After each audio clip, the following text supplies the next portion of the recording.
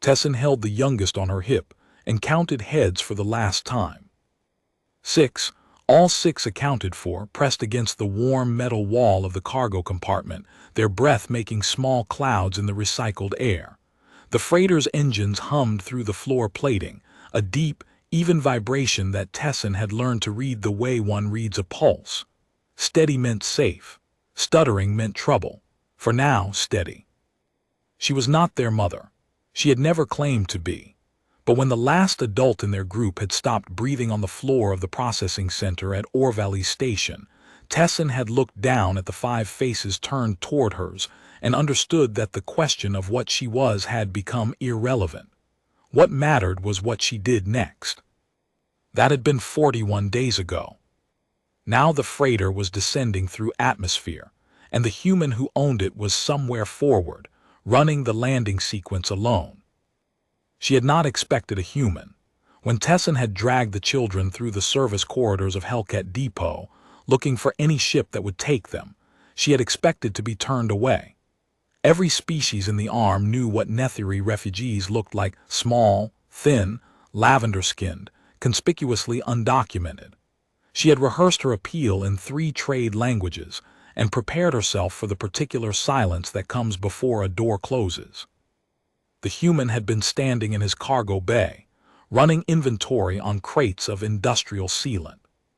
He was older than the humans Tessin had seen on station broadcasts. His hair had gone to gray at the temples, and the skin around his eyes was creased with what she would later learn were decades of squinting into welding light. He wore a heavy canvas jacket over a thermal shirt, and his hands were scarred in ways that spoke of manual work, not combat. He had looked at Tessin. He had looked at the children behind her. Then he had said a single word in accented trade common. "How many?" She had told him 7, including herself. He had nodded once, turned back to his crates and began clearing space. That was the beginning, but this is not that story, not exactly. This is the story of what it costs to keep 6 people alive when you are the oldest and you are not old enough. And what happens when a human decides that the cost is his to carry too? To tell it properly, it has to be told the way Tessin lived it, not forward, but backward, from the moment she understood what had been done for them, reaching back through the days to the moment when none of it seemed possible. The settlement was called Greenville, though there was nothing green about it yet. Red dust, a cluster of pressurized habitat modules arranged in a loose semicircle, a water reclamation tower that caught the morning light and threw long shadows across the yard. The planet was called Orphan 4, and it was a human frontier colony 62 light-years from anything the Galactic Compact considered worth administering. Tessin stood in the doorway of the module that had been assigned to them and watched the children run. Leslie and Powell were chasing each other around the base of the water tower, their bare feet raising small puffs of dust with each stride.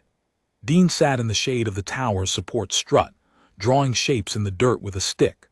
Mava and Rella were arguing about something near the supply shed, their voices carrying in the dry air not the hushed, careful voices of children who had learned to be quiet, but the full-throated voices of children who had forgotten, for the moment, that there was anything to be careful about.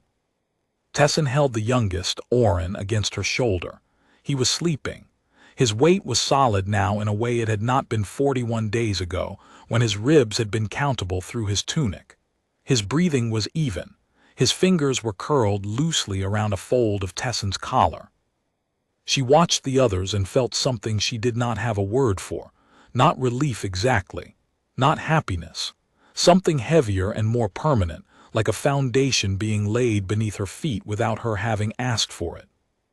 The human, his name was Dal Merrick, and she had learned it only on the 3rd day aboard his freighter, because he had not offered it sooner and she had not asked, was at the settlement's administrative module, filling out forms. He had been filling out forms for 2 days.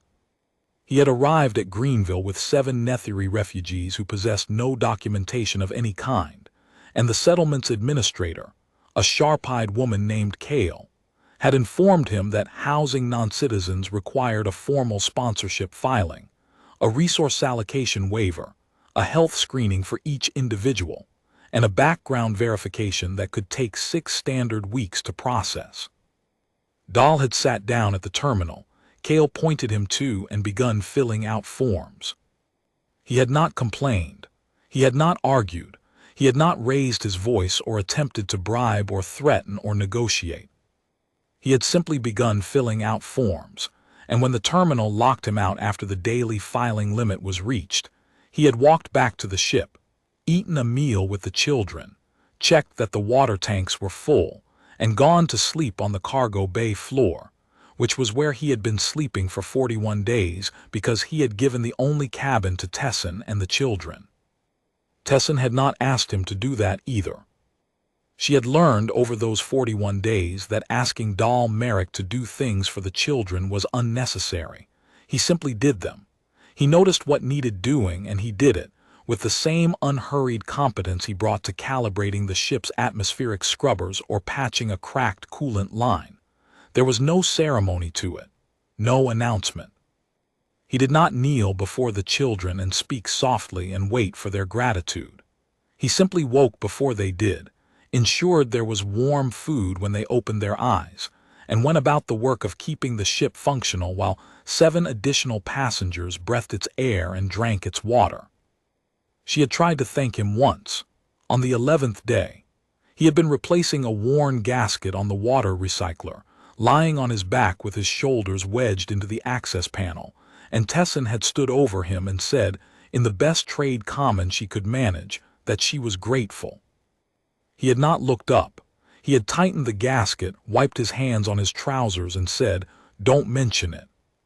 She had not mentioned it again. But she thought about it. Standing in the doorway of the habitat module on Orphan 4, watching the children run, she thought about the 11 days before that moment, and the 30 days after it, and what each of those days had contained. On the 39th day, 3 hours before they reached Orphan 4 system boundary, Tessin had found Dahl in the cargo bay, sitting on an overturned crate, staring at a data pad. She had learned to read his silences.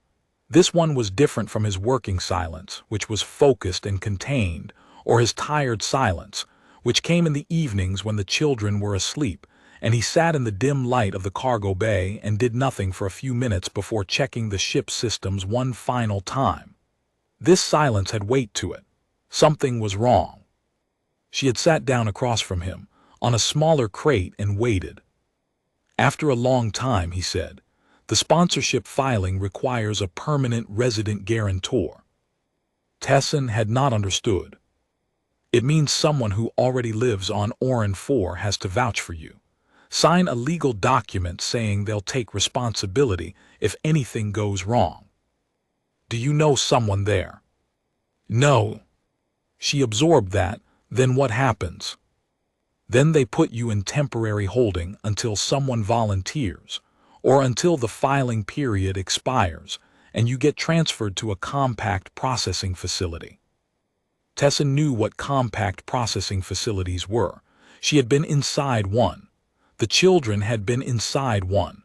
That was where the last adult in their group had stopped breathing. She said nothing, because there was nothing to say that would change the logistics of the situation. But Dahl was still looking at the data pad, and after another silence he said, "There's another option." "What?" "I become a permanent resident of Orphan 4. Tessin stared at him. "You live on your ship." "I do." "You have a route, cargo contracts, a life." "I have a ship," he corrected. "The route goes where the contracts go, and the contracts don't care where I sleep between runs." "You would move to a frontier colony." "For this?" He looked up at her then, and his expression was the one she had seen exactly twice before, once when Leslie had burned her hand on a steam vent, and he had crossed the cargo bay in 3 strides, and held the hand under cold water before Tessin had even registered the sound of the child's cry, and once when the ship's proximity alarm had fired during the transit through the Kessler corridor, and he had moved all 7 of them into the shielded core compartment in under 90 seconds. It was not panic and it was not anger. It was the expression of a man who has identified a problem and has already decided what it will cost him and has accepted the cost. "I would fill out the forms," he said. "That's all." He went back to looking at the data pad. Tessin sat with him for a while longer, and then she went back to the cabin, where the children were sleeping in a tangle of limbs and blankets, and she stood in the doorway and watched them breathe, and tried to understand the kind of person who would dismantle his own life, piece by piece, without being asked, because 7 strangers needed a floor to stand on. On the 27th day, Dean stopped speaking. It happened gradually.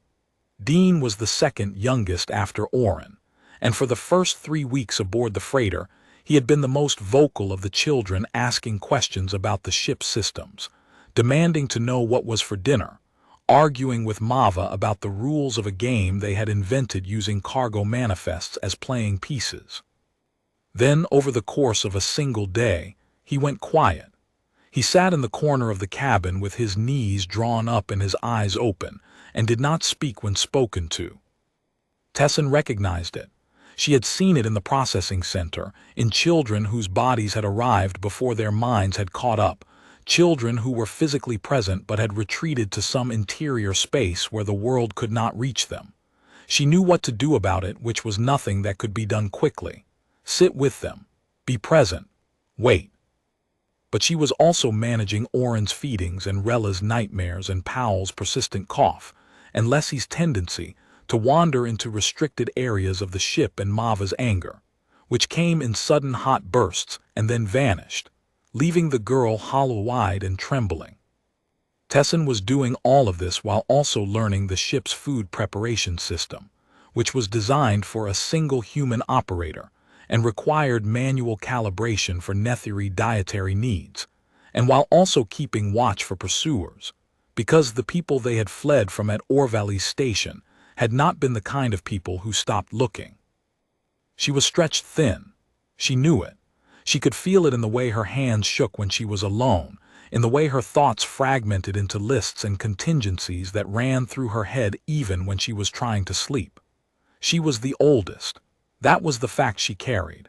Not old enough to have finished growing, but old enough to be the one the others looked at when they needed to know if the world was safe. Dahl noticed Dean on the second day of the silence. He did not ask Tessin about it. He did not announce a plan. What he did was sit down on the cargo bay floor near Dean's corner, at a distance of about 3 meters, close enough to be present, far enough that the boy did not feel crowded, and begin working on a small mechanical project. A broken actuator from one of the cargo cranes. He took it apart, cleaned each component with a rag, and began putting it back together. He did this every day. Same time, same distance, same quiet. He did not speak to Dean. He did not look at him directly. He simply worked, his hands moving with the unhurried precision of a man who has spent his life fitting things together. And the sound of it, the small clicks and taps and the occasional soft grunt of effort, filled the space between them. On the 4th day, Dean moved closer. On the 6th day, Dean picked up one of the cleaned components and turned it over in his hands. On the 9th day, Dean said, "That one goes the other way." Dahl turned the component the other way. He did not smile. He did not say, "Welcome back." He simply turned the piece and kept working, and Dean sat beside him and watched, and after a while Dean's hands began moving too, and the 2 of them rebuilt the actuator together in silence. And when it was done, Dahl said, "Good work," and Dean said nothing, but his shoulders dropped a centimeter, and that was enough. Tessin watched this from the cabin doorway and thought, "I could not have done that. I would have tried to make him talk. I would have pushed. This man knew to sit and wait and let the work be the language." She added it to the list of things she did not fully understand about Dahl Merrick, a list that was growing longer every day. On the 16th day, the pursuers found them. The ship that dropped out of transit behind them was a Vicari cutter, fast and lightly armed. the kind of vessel used by the labor syndicate that had held the children's parents in bonded service until the parents had died and the children had become, in the syndicate's accounting, uncollateralized assets requiring recovery. Tessin was in the cabin with the children when the proximity alarm sounded. She had the younger ones gathered and moving toward the shielded core before the alarm's second pulse, because Dahl had shown her the route on the first day and made her walk it until she could do it in the dark, and she had made each of the children walk it too, even Orrin, whom she carried. From inside the core compartment, she could hear the comm channel. The Vakari were broadcasting on open frequency, identifying themselves as recovery agents acting under a valid bonded service contract, demanding that the freighter heave to and prepare for boarding. Dahl's voice came through the ship's internal speakers. It was flat and unhurried, the same tone he used when reading cargo manifests aloud. "Children, stay where you are. Tessin, keep the hatch sealed." Then silence. Then the sound of the freighter's engines changing pitch, not the steady hum she had learned to read as safe, but a rising, sharpening note that she had never heard before. Later, Dahl would explain what he had done. The freighter was a Halcyon-class cargo hauler, a civilian vessel with no weapons systems and no military-grade shielding. But it was also a human-built ship, and human-built ships were engineered with structural margins that other species considered wasteful. The hull could take stresses that would crumple a Vakari cutter. The engines could produce thrust that the frame was rated to withstand, but that no sane pilot would demand in normal operation. Dahl was not operating in normal parameters. He had turned the freighter directly toward the cutter, engines at maximum thrust, and held course. The Vakari, Tessin would learn later, had two options: fire on the freighter and risk destroying the assets they had come to recover, or break off. Their contract specified recovery, not destruction. The insurance implications of destroying bonded assets were, apparently, considerable. The cutter broke off. It dropped to a parallel course, matching speed, broadcasting threats and legal citations. Dahl did not respond to any of them. He maintained course and speed for 4 hours, until the freighter crossed into the transit corridor for the Orrin system, which was human-administered space. The cutter, which had no authorization to operate in human-administered space and no desire to test whether the humans enforced their borders as seriously as their reputation suggested, broke off and disappeared. Dahl opened the core compartment hatch. Tessin stood in the doorway with Orrin on her hip and the other 5 pressed behind her, and she looked at the human and saw that his hands were shaking. Not during, after. His hands had been steady on the controls while a hostile ship was bearing down on them. They shook now, in the silence, when it was over. He put his hands in his jacket pockets and said, "Everyone all right?" Tessin nodded. "Good," he said. "Dinner's going to be late." He turned and walked toward the galley, and his gait was steady even though his hands were not, and Tessin thought, he was afraid. He was afraid the entire time, and he did it anyway, and now he is going to make dinner. On the 8th day, Rella had her first nightmare aboard the ship. It was not the first nightmare Rella had ever had. Tessin knew the girl's nightmares the way she knew her own breathing. They came in the deep watches, starting with a small sound, a whimper that built into a keen that could wake the entire cabin. In the processing center, Tessin had learned to lie beside Rella and press her palm flat against the girl's sternum, a warm, steady pressure over the heartbeat, and hold it there until the keening stopped and Rella's eyes opened and focused, and the girl knew where she was. On the 8th night, the keening woke everyone in the cabin. Tessin was already reaching for Rella when she heard the cabin door slide open. Dahl stood in the doorway. He was in the clothes he slept in, which were the same clothes he wore during the day, and his hair was flattened on one side from where he had been lying on the cargo bay floor. He did not enter the cabin. He stood in the doorway and looked at Tessin, and Tessin looked back at him, and in that look was a question and an answer that did not require words. Can I help? I have this. He nodded. He stayed in the doorway while Tessin pressed her palm to Rella's sternum and held it there and murmured the sounds that were not words, the low, even tones that Nethiri used to steady each other in the dark, sounds that came from the chest and vibrated through the contact point of skin on skin. Rella's breathing slowed. Her eyes opened. She looked at Tessin and then past Tessin to the figure in the doorway, and her eyes widened. It's all right, Tessin said. He's the one with the ship. Rella studied the human for a long moment. Then she said in a voice still thick with sleep, he's very large. Yes. Is he staying? Tessin looked at the doorway. Dahl was leaning against the frame, his arms crossed, his eyes steady. He was not leaving.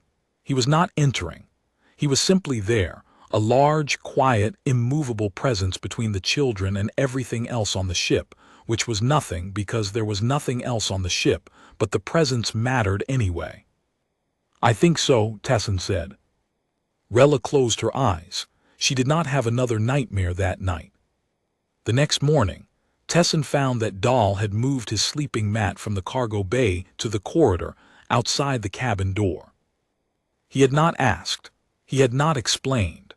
The mat was simply there and he was on it, and when the children opened the cabin door in the morning, he was already up and the mat was rolled and stowed and there was warm food in the galley. On the fourth day, Tessin had counted the ship's food stores and done the arithmetic. The Halcyon class was provisioned for a crew of 1 on a standard 20-day run. Dahl's provisions had been topped off at Hellcat Depot, which meant 20 days of food for 1 human. 7 Nethiri metabolisms were different from 1 human metabolism. They needed less protein, more complex carbohydrates, different mineral balances, but the raw caloric math was simple. 7 additional people, even small ones, meant the stores would run out before they reached anywhere useful. She had done the math twice and then gone to Dahl. He was in the engine compartment performing a routine maintenance check. She told him the numbers. He listened without interruption, wiped his hands and said, I know. You knew before you took us aboard. I can read a manifest.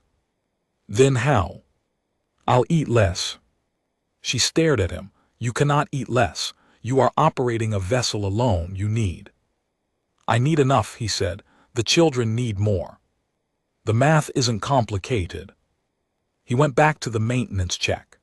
Tessin stood in the engine compartment doorway and felt a sudden, irrational fury not at him, but at the situation, at the universe that had arranged itself so that a man she had known for 4 days was already rationing his own meals, so that her children, and she caught herself thinking that word, her children, and did not correct it, so that her children could eat. Over the next 37 days, she watched him. He ate 1 meal a day. He prepared 3 for the children. He lost weight steadily, and the lines in his face deepened, and his movements became more deliberate and less fluid, the way a body moves when it is carefully managing its energy reserves. He did not mention it. He did not make it visible. He simply ate less and worked the same hours and maintained the same even, unhurried competence. And if any of the children noticed, they did not say so, because Dahl made sure they never saw him choosing between his meal and theirs. Tessin noticed. She began giving a portion of her own food to him, leaving it on the galley counter without comment. The first time he ate it. The second time he left it and she found it in the children's portions the next morning. After that, she stopped trying. On the 35th day, she found him sitting on the cargo bay floor with his back against the bulkhead, his eyes closed, his breathing shallow. He was not sleeping. He was managing a wave of dizziness that came from sustained caloric deficit, and he was doing it out of sight of the children. In the 10-minute window between their dinner and the time, Tessin usually brought Orrin down for his evening walk around the bay. She sat beside him. She did not speak. After a while his breathing evened out and he opened his eyes and saw her there and said, "Arrived early tonight. You are starving yourself. I am managing resources." Dahl. It was the first time she had used his name. He looked at her with something like surprise, and then the surprise faded, and what replaced it was too complicated for Tessin to name. Weariness and stubbornness, and a kind of bedrock certainty that had nothing to do with confidence and everything to do with a decision made so deeply that it could not be unmade. 3 more days, he said. Then we're in system and I can buy provisions at the orbital. And if you collapse before then you fly the ship. I showed you the emergency protocols on day 2. She remembered. She had thought it was a precaution. Now she understood it was a contingency plan, built on the assumption that he might not make it and the children still needed to. You planned for this, she said. I planned for everything I could plan for. The rest is just showing up. She sat with him until his color improved, and then she went back to the cabin and held Orrin against her chest, and listened to the steady hum of the engines and thought about the word devotion. Not love, not yet, maybe not ever in the way the word was commonly used, but devotion, the quiet, grinding, unglamorous act of giving up what you need so that someone else can have what they need, and doing it again the next day and the next, without expectation of gratitude or reciprocity or even acknowledgement.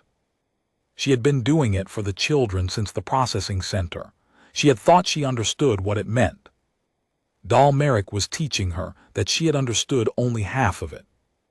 On the first day, she had stood in the service corridor of Hellcat Depot with 6 children arranged behind her in descending order of height, a formation she had devised in the processing center, because it was the fastest way to count heads while moving, and she had looked at the cargo bay of a human freighter and made a calculation.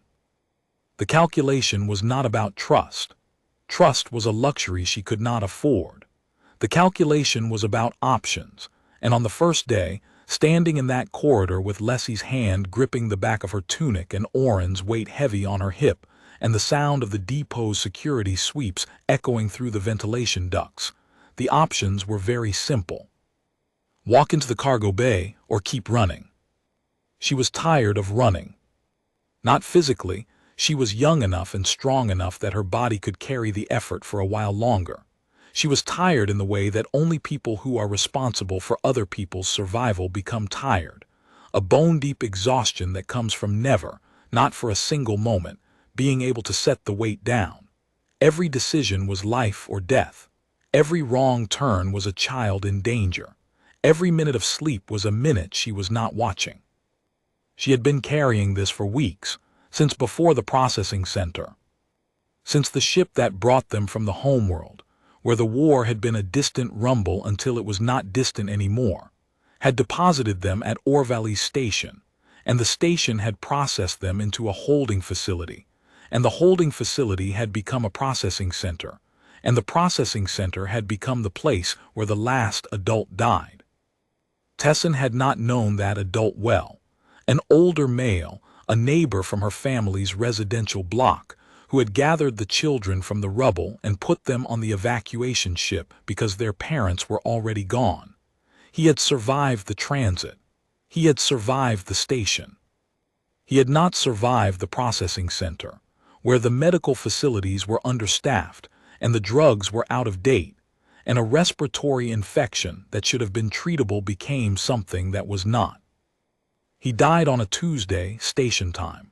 Tessin knew this because the processing center's clock was visible from the medical bay, and she had been watching it when his breathing stopped, and the clock had read 14:07, and it was a Tuesday.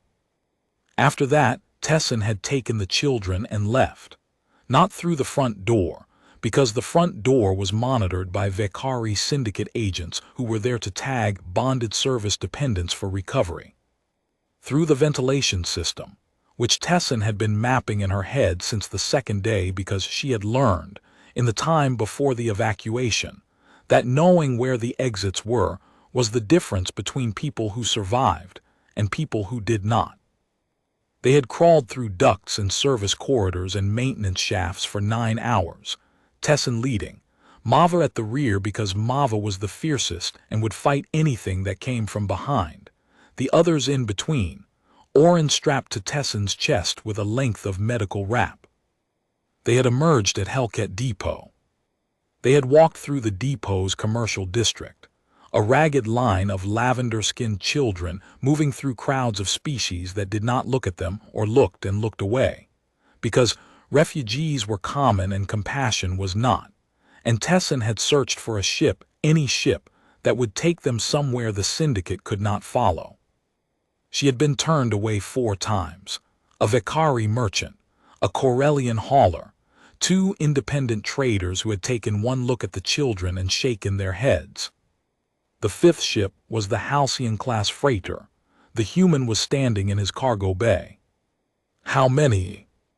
And Tesson, who had rehearsed her appeal in 3 languages, who had prepared arguments and justifications and had been ready to beg if necessary, found that none of it was needed. The human had asked how many, not why, not where are your documents, not what's in it for me, how many. 7, she had said. He nodded, turned, and began clearing space.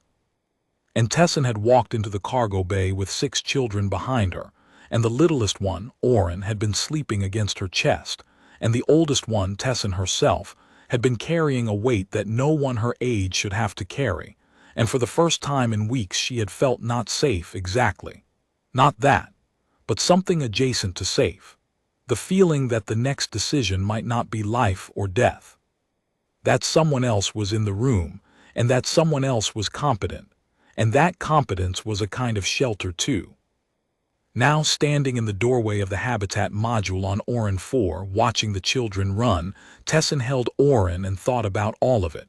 The 41 days, the food he did not eat, the nightmares he stood watch over, the silence he offered Dean, the course he held against the cutter. The forms he was filling out now, in the administrative module, because the only way to give 7 undocumented Netheri refugees a legal place to stand was to give up his ship, his route, his livelihood, and become a permanent resident of a frontier colony on a planet he had never seen before. Dal Merrick had not said the word love. He had not said family. He had not made promises or declarations or speeches.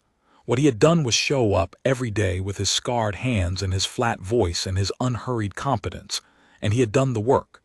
The unglamorous, grinding, invisible work of keeping people alive, not because he owed them anything, not because there was a reward, but because the children were there and they needed someone and he was there and he could be that someone, and for Dal Merrick that was enough. Tesson was not old enough to understand everything about the universe, but she was old enough to understand this, that what Dal had given them was not charity and not heroism and not sacrifice, though it contained elements of all 3. It was something simpler and harder than any of those things. It was the daily, uncelebrated, bone-deep decision to put someone else's survival ahead of your own comfort, your own plans, your own life as you had known it, and to do it without resentment and without keeping score, and to keep doing it tomorrow. Humans, she had learned, had a word for this. They used it for what parents feel. She thought about the processing center, where the adults who were supposed to protect them had died. She thought about the depot, where 4 ships had turned them away. She thought about the universe, which was large and mostly indifferent and full of species that had looked at 7 Netheri children and seen nothing worth stopping for. And she thought about one human, who had looked at them and seen 7 people who needed a floor to stand on, and had given them his.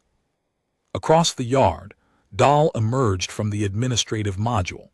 He was carrying a stack of printed forms, physical copies, the settlement systems being old enough to require them, and he was walking with the careful, measured gait of a man who had been sitting in a hard chair for 7 hours, and was trying not to let anyone see how stiff he was. Leslie saw him first. She broke away from Powell and ran across the yard and collided with his legs, and Dal steadied himself and looked down at her and said, "Careful, I'm carrying paperwork." "Are we staying?" Leslie asked. Dal looked at the forms in his hands. He looked at the habitat module. He looked at Tesson, standing in the doorway with Orrin on her hip. "We're staying," he said. Leslie made a sound that was not a word but conveyed, in its pitch and duration, everything a word could not. She ran back to tell the others. Dahl walked across the yard toward the module, and as he got closer Tessin could see that his eyes were red-rimmed, and his jaw was tight, and the stack of forms in his hands was trembling slightly.